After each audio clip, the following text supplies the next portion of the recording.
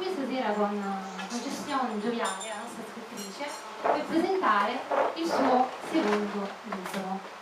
Tutti noi sappiamo che Concessione è nata a Roma, ma di origine spagnola, e scrive dall'età di 10 anni, quindi un lungo percorso di scrittura, però nel 2012 che ha pubblicato il suo primo libro e oggi sta al suo secondo libro, Stazione d'arrivo.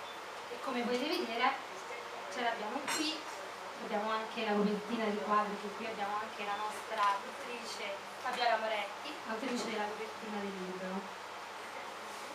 Concessione, come potrete vedere e leggere dal suo libro, ha uno stile molto schietto, molto diretto, semplice, riesce a far vivere e a far provare le emozioni dei suoi protagonisti. Ma diamo la possibilità a voi di ascoltare dalle sue parole un po' del suo libro. Quindi, pagina 27.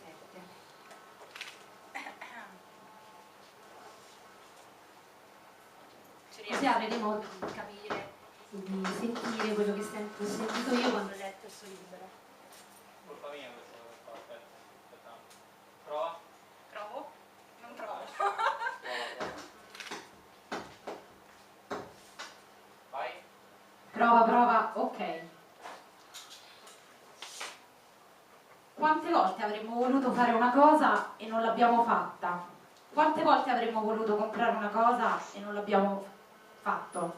Quante volte avremmo voluto dire ti amo e non è successo? E quando finalmente ci siamo decisi era tardi. A me accadeva sempre.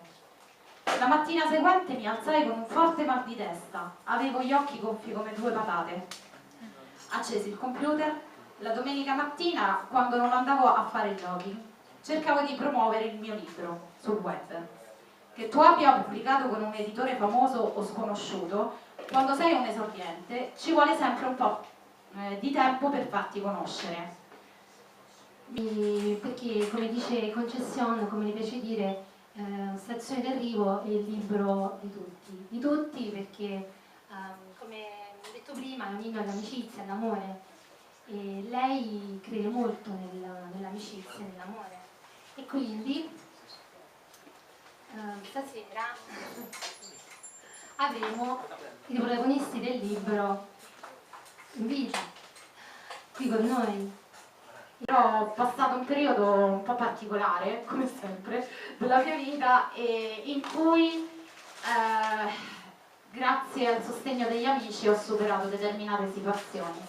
Visto che il primo libro l'avevo dedicato a una band, mi è sembrato giusto fare protagonisti della mia vita e del mio sogno anche i miei amici.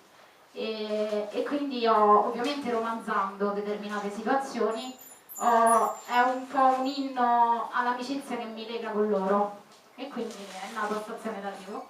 Prego.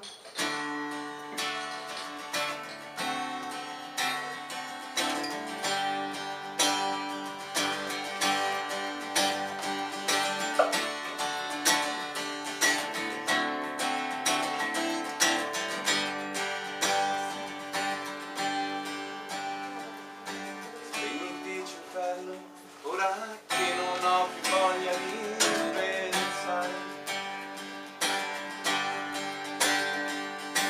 chiudimi le porte che la percezione non mi fa bloccare. Una vita semplice, cominciare